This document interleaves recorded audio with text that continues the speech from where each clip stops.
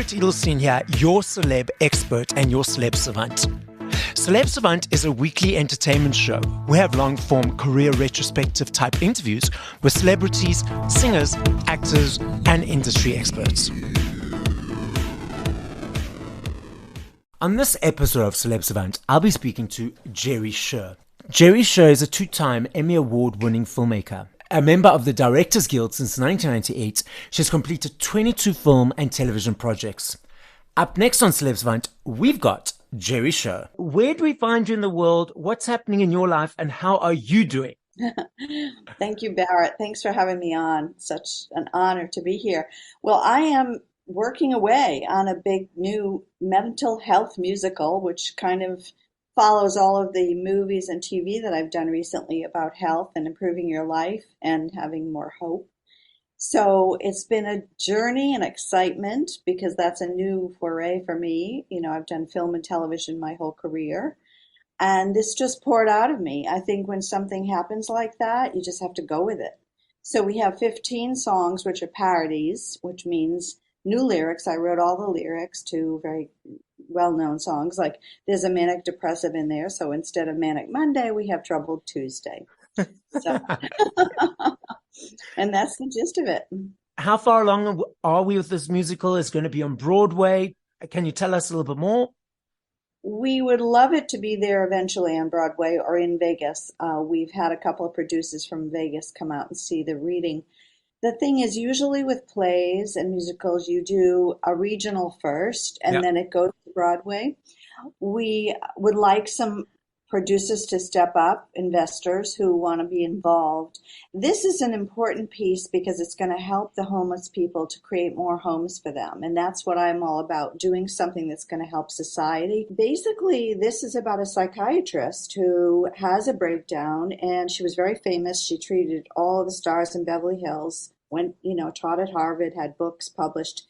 And she had a breakdown and ended up homeless. And now she's treating all the homeless people in tents and cartons with these unusual modalities. It's very, very, very funny and heartwarming. A piece of each ticket will go to Step Up, which is an organization that provides homes for homeless people. Oh, wow. And when I did the movie about them 7 years ago, they were just in California, but now they're in 7 states. So we hope that by having somebody step up and to produce this project, we'll be able to have Step Up in maybe 10 more states and provide homes for many more people. Let's rewind. Let's take it all the way back to the beginning of Jerri Sher's career in the movie and television industry. It's interesting that you asked that because I was formerly an art professor, my first career, and then my second career, I was the first woman in the trucking business in the Northeast Corridor.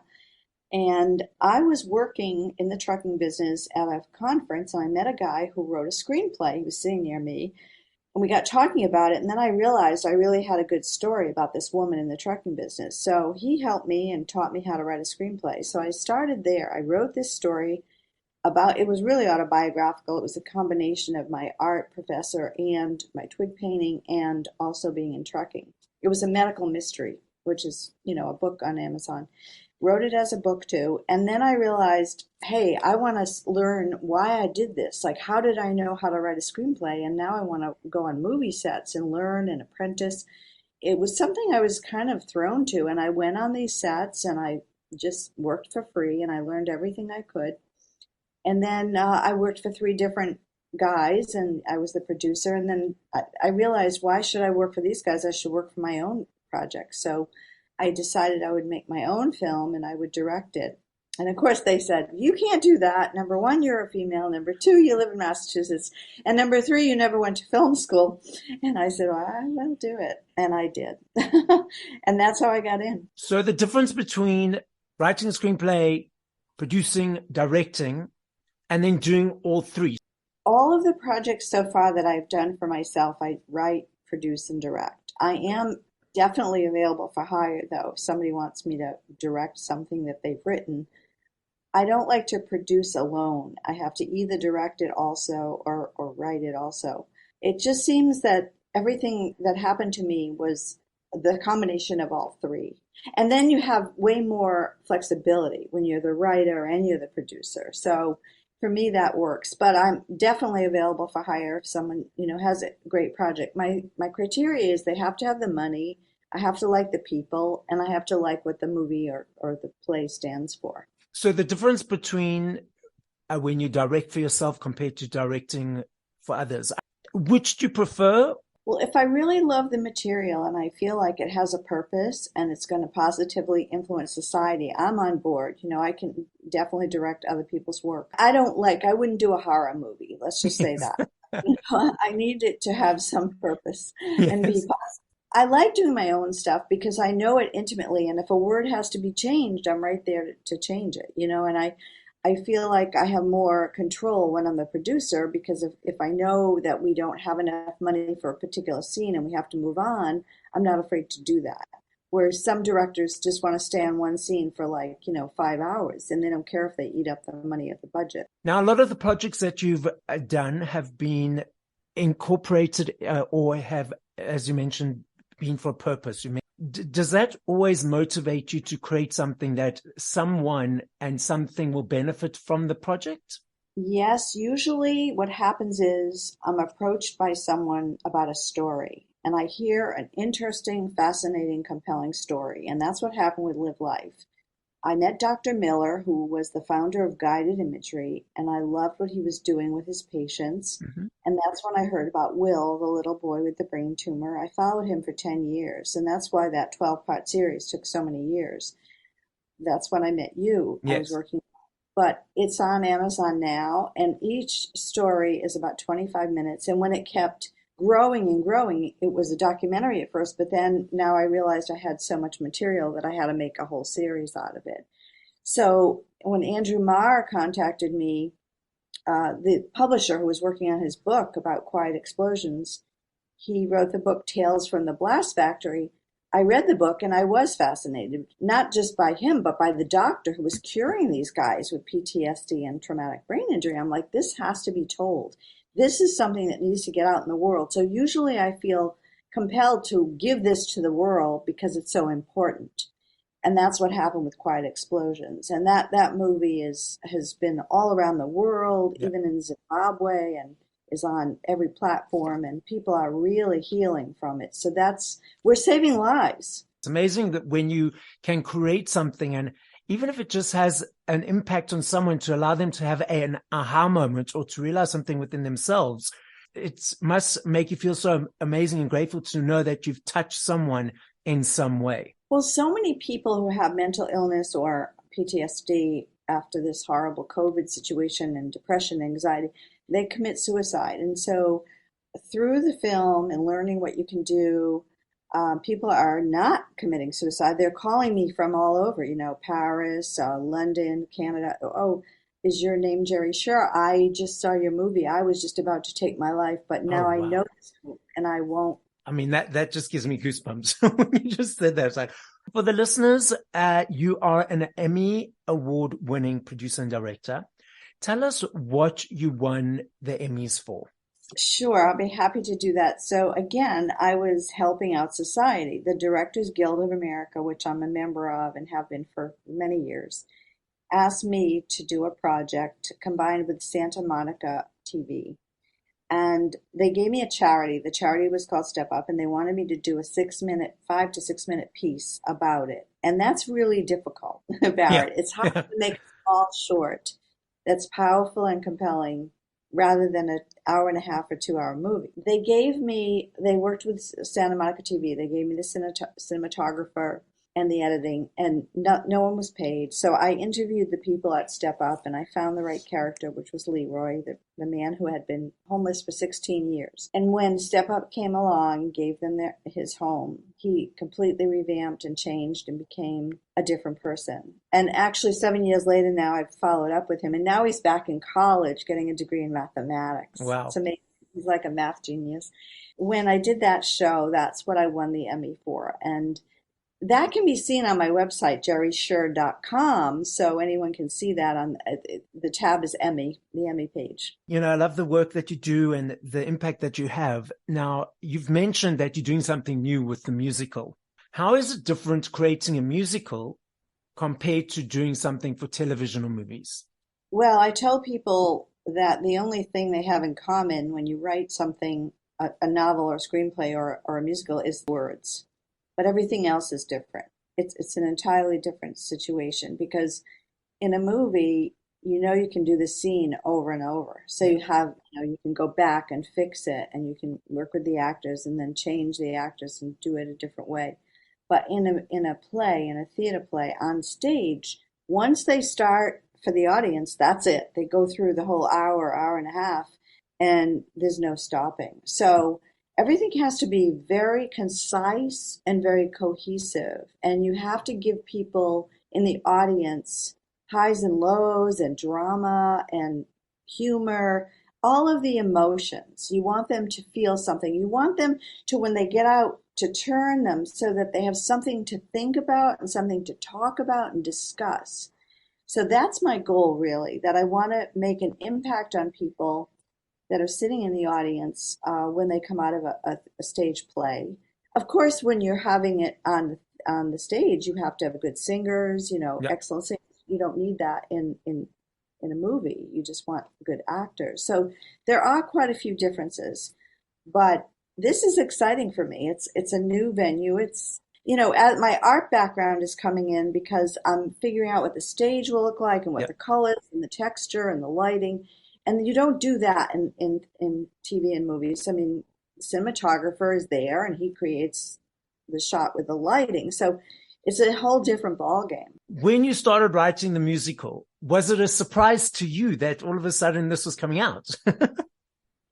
Well, what happened was, during COVID, I was in a writers group for 2 years, and Okay. every week we meet on Zoom, and we would help each other. And people would say, "Okay, I'm writing this, I'm writing that." Everybody look at it, give me notes. So one woman who I'm friendly with, and my co-writer, she had originally 30 years ago done a one-woman show about this psychiatrist.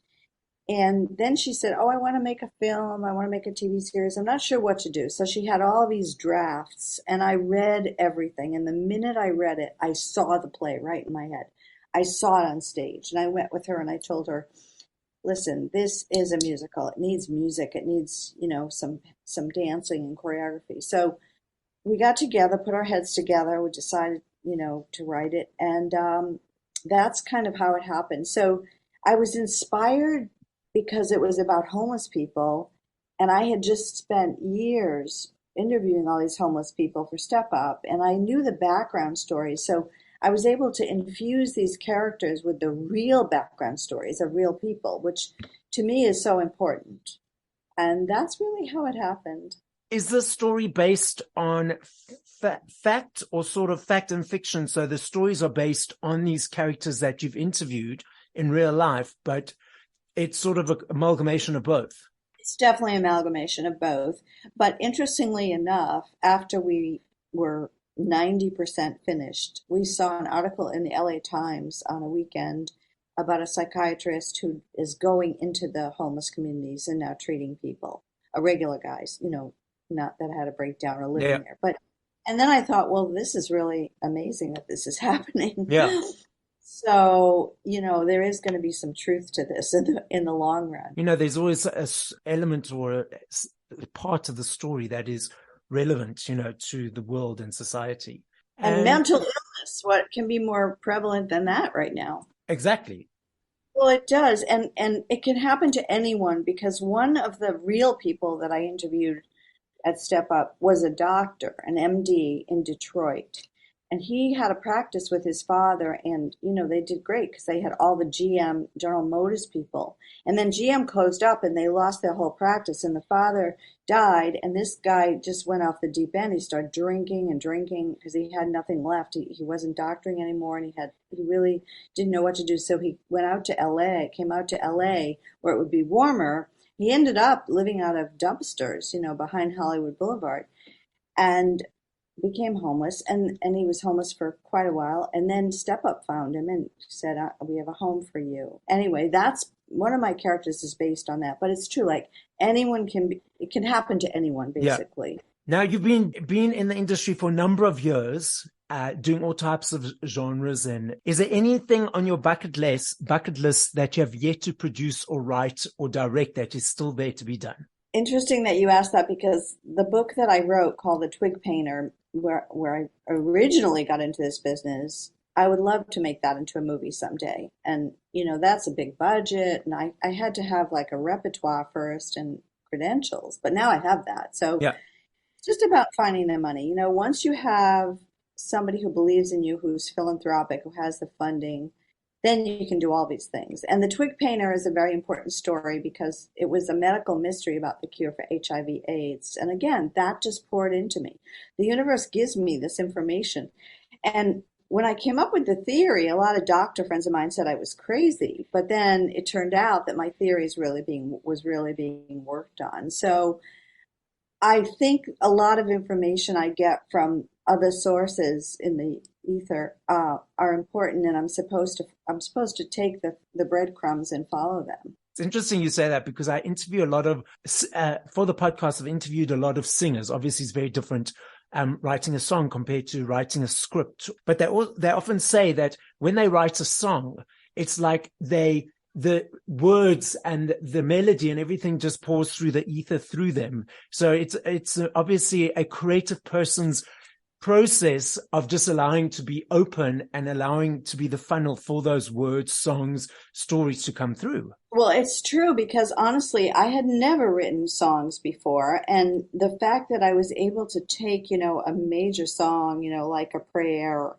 Satisfaction or any of these that are in the show and just completely do new lyrics that worked was astounding to me. I just said, where did this really come from? But I go with it and I'm embracing it. Let's put it that way. So the songs that are in the musical, so you mentioned they like popular songs with new words. So is it the same sort of melody, just with new words? Yes. A parody is the same exact song, but all new lyrics. Okay. A derivative is a song with different chords, sounds like, but you don't have to pay the rights. So, we might end up with some derivatives if we don't get the rights to the real song. But we have like Puff the Magic Dragon. We also have, songs like Twinkle Twinkle Little Star, which actually was written by Mozart. Oh, I didn't know that. That's interesting. Yeah, because a lot of homeless people, they're outside at night, laying down, looking up the stars, Yes. and the stars are what is lighting them up and giving them light. So there was a connection there. It's always a connection that comes to me of how I pick a song. And London Bridges, which is now public domain, Take the Keys and Lock Him Up, because we have a guy who was locked up for 25 years. So that's how the songs came about. Like I told you, Manic Monday, with the depressive, but now it's Troubled Tuesday. I get inspired by, if I hear something, it might be the lyrics, it might be the melody, whatever. But I guess that's just, again, being open and being in the moment to allow those breadcrumbs, whether it's for a book, for a movie, for a song, for a play. It's just about being present, because I suppose if a person is worrying all the time about what's going to happen, what's not going to happen, or how things are going to work out, those breadcrumbs, they won't register them and they won't realize them in their day-to-day movement, I suppose. Right. I mean, a lot of people don't do this and don't have this openness. That's for sure. You have to be in a certain mental way to take in the information that's given to you. There aren't a lot of people that do it this way. I do, but I feel very fortunate, that I've had 3 distinct careers, but each one is like a stepping stone and helps you with the next. And of course, the trucking business taught me everything about producing. And that's why I'm a crackerjack producer, because I worked with the Teamsters and I had these budgets and everything came down to the pennies. And that's just how a film works. And I suppose that also allowed this whole thing with the equal pay and men versus women, et cetera, I suppose being one of the only woman, as you mentioned, in the trucking business, allowed, when you got to the filming industry, which was very male dominant, I'm sure at the time, when they all said, oh, you couldn't do it because you in this country, or that state, and you haven't been to film school. It was like, well, I can actually. And you didn't let that energy take you down and not allow you to move forward. You're so absolutely right. The fact that I was like the only and first female in the trucking industry got me sensitive to the fact that I could do that in any field. And it's definitely male oriented in the entertainment business Yeah. and still is. And very few women are recognized and make the money that men do. So that never bothered me at all because I'm so used to that with trucking.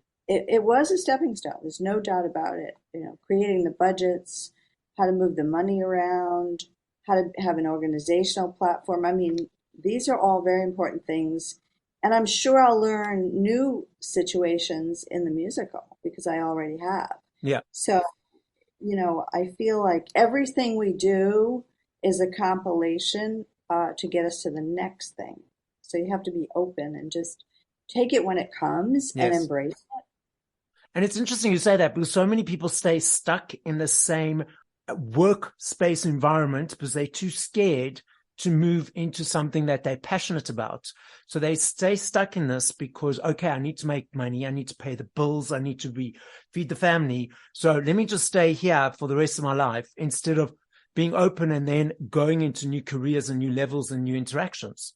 Well, yes, that's true. But I think those people that get stuck or stay stuck, they don't really have the passion. If you don't have like a real huge amount of passion inside you, burning you to do the next thing or to go to take a leap, it won't happen Yeah. because it's safe where you are. You know, you stay safe, you stay maybe boring, but it's safe. I've never been that kind of person, but it has to be a burning passion. I Yeah. mean, I have such passion for this. I mean, there's so many difficult things that happen in the movie business.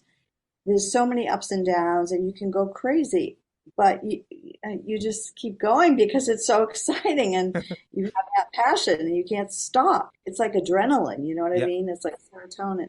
I know exactly what you mean because every time I do an interview for the podcast, I get so excited. I'm so passionate. And then when I'm finished with each interview, I'm like running around the room because I've had such an amazing interaction and communication and discussion with whomever. And I've interviewed now since nearly 85 different artists, actors, singers from around the world, every country, you name it, different genres, different, life stories. And I love hearing each of every stories. You mentioned about the budget and the people believing with you, and how hard is it in the movie world, entertainment world, to build up that budget? There's no set process. It's very varied on every project, but that is the hardest part of my job, the hardest part of any job. I mean, even Clint Eastwood, he couldn't get the money for Iwo Jima. I was with him once and he was telling me it's very difficult and it's the hardest part. So, you know, you have to go outside the box. You can't necessarily find the money that you would normally get in a regular way. And usually it's somebody who really cares about the subject matter and they want to see you succeed. And that's how we find those philanthropists or people. Or maybe somebody needs a big tax write-off and we have a 501c3 umbrella. Or maybe somebody wants us to do this play in South Africa. And so they want to be the executive producer or the producer. So they give us the money and we come and do the play in South Africa. I mean, nothing is not possible. Everything is possible. So, for instance, my musical director, Ricky Pajot, he did the reading for me, and the next morning he left for Vietnam to work with Christina Aguilera on 2 songs. He left on Saturday and he came back on Tuesday. So that's not to say that we wouldn't go to South Africa if somebody there said, you know, I want this play to happen and I'm going to be involved. You have to just really be open to think outside the box. You know, I've gotten money from various sources, never a usual way, usually. It's always something unusual. But it's the hardest part of our job, and it's not pleasant, and I don't like it. And I just wish that a philanthropist would come along and say, I really love your work. I believe in what you're doing. Here's a pot of money, and we're going to make all these projects and help this charity or these homeless people, or, you know, we're going to do this for mental health. So I'm open to just about any way, shape, or form. Another way is in-kind donations. A lot of people have the resources of what we need, but they, like, say there's a guy who owns a theater say in South Africa or New York or Boston or wherever, and they say, I want to donate the theater, you won't even have to pay for it when we put this play up. So that's called an in-kind donation. Okay. And then usually, can use it for tax purposes. Jerri, the podcast is listened to throughout the world. So as a final message to the listening audience, what would you like to say? I would love everyone in these countries to go to quietexplosions.com. It's plural, quietexplosions.com, and everything is on there to click a platform and live life. Awaken Your Inner Power is in the UK and is also in German and in other languages, Spanish. People can watch that series. I would love people to put a review up because Amazon goes by the numbers. Yes. And analytics. So if they can even put 2 sentences or 1 word, this was great, this was whatever, or just a rating, that would really help us tremendously. And I'm always available. So jerrisher.com, which is my website, has all of my contact information. It's JerriSher. And if anybody wants to get involved with this musical in any way, shape, or form, by all means, contact me. I was in the UK recently for Christmas in London, and I saw some performers, and they've already been writing me and saying, here's my information, if you do the play in London.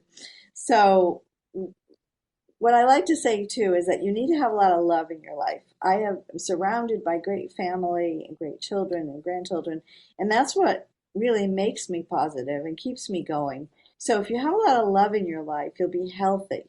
And I am very healthy, and I stay really positive all the time. I don't let any negativity come into my world. I don't watch any news. I don't read any newspapers. I have to keep positive so I can never let negativity in my brain. I love that. So as Jerri says, love in your life and keep focusing on the positive.